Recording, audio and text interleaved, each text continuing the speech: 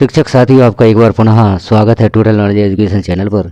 इस चैनल पर आपको शासन द्वारा जारी होने वाले विभिन्न आदेश निर्देश एवं शिक्षा विभाग में या स्कूलों में होने वाले ऑनलाइन कार्यों के संबंध में जानकारियां दी जाती हैं। यहाँ हम देख रहे हैं एक आदेश जो राज्य शिक्षा केंद्र से जारी हुआ है 3/1/2025 को। यह आदेश किस विषय में है इसे हम देखते हैं। कक्षा 5 वार्षिक परीक्षा सत्र 2024-25 हेतु परीक्षा पोर्टल पर छात्र पंजीयन एवं सत्यापन प्रक्रिया प्रारंभ करने विषयक। अब कक्षा 5वीं और 8वीं की वार्षिक परीक्षा की तैयारियां शुरू हो गई हैं। छात्र पंजीयन और सत्यापन प्रक्रिया प्रारंभ होगी, उससे संबंधित यह आदेश जारी किया गया है। इस आदेश के हम महत्वपूर्ण बिंदु देख लेते हैं। कौन कौन से बिंदु महत्वपूर्ण हैं, किस प्रकार से परीक्षा पोर्टल पर छात्र पंजीयन एवं सत्यापन प्रक्रिया प्रारंभ की जाएगी।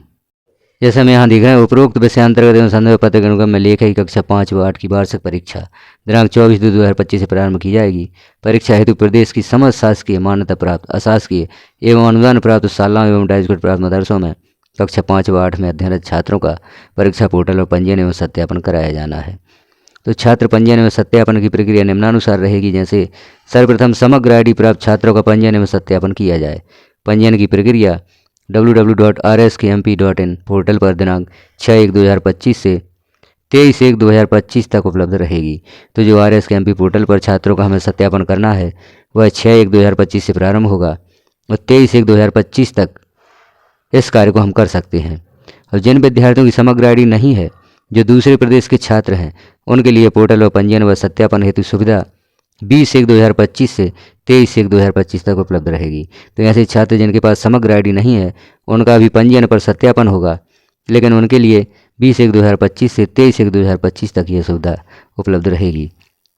छात्र पंजीयन व सत्यापन का कार्य शासकीय शालाओं के लिए संस्था के शिक्षक एवं अशासकीय शालाओं तथा मदरसों हेतु शालाओं को दी गई लॉगिन ID के माध्यम से किया जाना है। अब यहाँ हम देखते हैं, छात्र पंजीयन व सत्यापन कार्य शिक्षक द्वारा गंभीरता से पूर्ण किया जाए। ध्यान रखा जाए कि समग्र शिक्षा पोर्टल पर पंजीकृत छात्र ही परीक्षा पोर्टल पर प्रदर्शित हो रहे हैं। अर्थात जो छात्र आपके शिक्षा पोर्टल पर शो हो रहे हैं वही छात्र यहाँ पर पंजीकृत किए जाएंगे। यदि शाला अंतर्गत पोर्टल पर प्रदर्शित होने वाला कोई छात्र वास्तविक रूप से शाला में अध्ययनरत नहीं है, तो ऐसे छात्र को पोर्टल से हटाने की सुविधा उपलब्ध रहेगी। यदि शाला अंतर्गत अध्ययनरत कोई छात्र परीक्षा पोर्टल पर प्रदर्शन नहीं हो रहा है, तो ऐसे छात्रों को उनकी समग्र ID के माध्यम से शाला में मैप करने की सुविधा भी उपलब्ध रहेगी। तो इस प्रकार से पंजीयन प्रक्रिया शुरू की जा रही है कक्षा 5वीं और 8वीं की वार्षिक परीक्षा हेतु। तो यह जो महत्वपूर्ण बिंदु दिए गए हैं, इन्हें आप ध्यानपूर्वक देख लें। किसी प्रकार की भी त्रुटि वहाँ नहीं होना चाहिए, क्योंकि यदि त्रुटि होती है तो जब छात्रों की अंक सूची प्रिंट होती है तो वहाँ पर वह त्रुटियाँ प्रदर्शित होती हैं और हमें परेशान होना होता है। 8वां बिंदु है, शाला में आने वाली समस्याओं के समाधान हेतु BRCC एवं DPC की लॉगिन पर एड में सुविधा उपलब्ध रहेगी। यदि कोई छात्र त्रुटिवश किसी अन्य शाला या कक्षा में मैप हो जाता है तो BRCC एवं DPC की ID से अनमैप किया जाकर उसे सही शाला या कक्षा में मैप किया जा सकेगा। और देख लें आप आगे जानकारियाँ। पंजीयन व सत्यापन की अंतिम तिथि के पश्चात किसी भी दशा में परीक्षा पोर्टल पंजीयन हेतु नहीं खोला जाएगा। जिले की समस्त शासकीय शालाओं में छात्र पंजीयन एवं सत्यापन की समस्त जवाबदेही कक्षा शिक्षक एवं प्रधानाध्यापक के साथ ही जन शिक्षक BRCC एवं DPC की होगी तथा अशासकीय शालाओं में मदरसों में शाला प्रबंधन की होगी। CWSN छात्रों के लिए विभाग द्वारा विशेष छूट प्रावधानित है, अतः इनके लिए विषयों का चयन ध्यानपूर्वक किया जाए। अशासकीय शालाएँ जो NCERT पाठ्यक्रम के अनुसार भाषाओं को अध्ययन करवाते हैं, उनके लिए पोर्टल पर अपनी शाला को NCERT अथवा SCERT के रूप में पंजीकृत करने का विकल्प उपलब्ध रहेगा।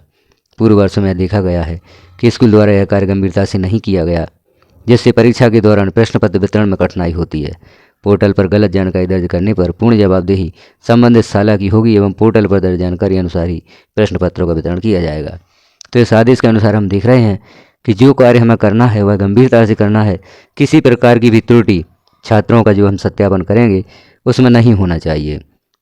जो यहाँ विकल्प दिए गए हैं NCERT अथवा SCERT, इसका चयन भी विद्यालय सावधानी पूर्वक करें। अब आप जो छात्रों का सत्यापन होना है, इस आदेश के अनुसार आप अपनी तैयारी रखें। यह कार्य 6 जनवरी से प्रारंभ होगा, तो आप उसके पूर्व भी सारी तैयारियां छात्र के संबंध में अपना एक रिकॉर्ड बनाएं, रजिस्टर तैयार कर लें, जिसमें छात्र की सभी सही जानकारियां आप दर्ज कर लें। जैसे ही यहाँ पर सत्यापन प्रारंभ होता है, आप जो निर्धारित अवधि है उस अवधि में छात्रों का सत्यापन कर सकें।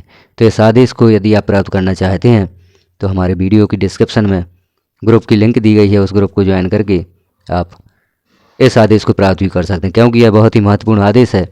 इस आदेश के अनुसार ही आपको छात्रों के सत्यापन का कार्य करना है। यहाँ पर जो जानकारियाँ दी गई हैं वह अति महत्वपूर्ण है, इन्हें आप देख लें। जो सत्यापन की दिनांक है वह कब से कब तक है और कहाँ पर यह पंजीयन की प्रक्रिया आपको प्राप्त होगी, तो rskmp.in पोर्टल पर आप छात्रों का पंजीयन करेंगे। दिनांकों का भी विशेष ध्यान रखें और इस दिनांक से पूर्व ही आप पूर्ण तैयारी करके अपने पास रखें। इस वर्ष छात्रों के सत्यापन हेतु कुछ फार्म भी उपलब्ध कराए गए हैं। परीक्षा के पहले आपको छात्रों के वह फार्म भी, जो परीक्षा फॉर्म होगा, उसे भी तैयार करके रखना है, जिसमें छात्र का आधार, समग्र आईडी, PEN और इस बार उसमें अपर आईडी भी जोड़ दी गई है। तो अपर आईडी संबंधित जानकारी भी आपको उस फार्म में रखनी होगी। हो सकता है जो हम छात्रों का पंजीयन कर रहे हैं, पंजीयन की प्रक्रिया में भी अपर आईडी की आवश्यकता आपको हो सकती है।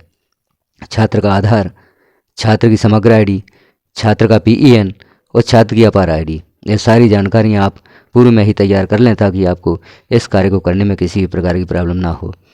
वीडियो के अगले भाग में हम देखेंगे, अगले वीडियो में देखेंगे वह फॉर्म, कौन सा फॉर्म आपको सत्यापन के पूर्व, जब आप छात्रों का सत्यापन करेंगे उसके पूर्व आपको उनके अभिभावक के हस्ताक्षर करवा के अपने पास रखना है, फिर आप छात्रों का सत्यापन कार्य करेंगे। तो जानकारी कैसी लगी आपको कमेंट में अवश्य बताएं। जानकारी अच्छी लगी तो इस जानकारी को अन्य साथियों में शेयर भी करें। चैनल पर पहली बार हैं तो चैनल को सब्सक्राइब कर लें, वीडियो को लाइक करें, अन्य साथियों तक शेयर करें, बेल आइकन को क्लिक कर ऑल पर प्रेस कर दें ताकि जैसे ही कोई महत्वपूर्ण जानकारी चैनल पर पब्लिश की जाती है वह नोटिफिकेशन के रूप में आपको प्राप्त हो सके। वीडियो को लास्ट तक देखने के लिए आपका धन्यवाद।